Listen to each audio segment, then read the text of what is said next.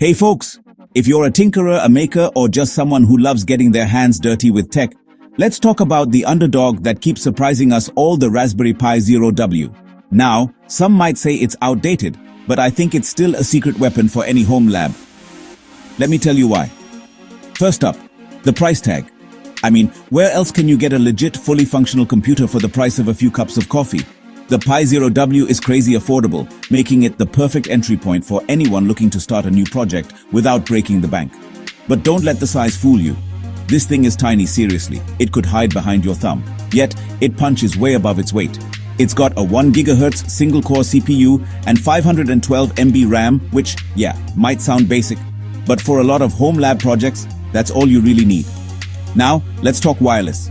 The W in Zero W stands for Wi-Fi. And it's a game changer.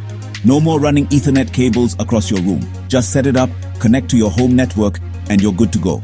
I use mine for all sorts of things. Network-wide ad blocking with Pi-hole, simple automation tasks like turning on the lights when I walk into my room. It's super versatile, great for retro gaming emulators, lightweight web servers, and learning to code. It's simple, but powerful enough to spark real creativity. And here's a big one, the community. The Raspberry Pi community is massive, friendly, and packed with resources. If you ever get stuck, just Google it. Chances are someone's already solved your problem and written a guide about it.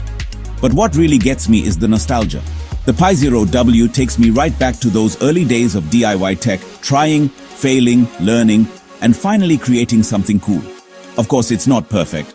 It won't replace your main PC, and you shouldn't expect lightning-fast speeds. But for the price, size, and sheer potential, it's still hard to beat. So if you've got one lying around, or you're thinking of picking one up, give it another shot. Thanks for watching. If you enjoyed this, let me know what you've built with your Pi Zero W down in the comments. Catch you in the next one.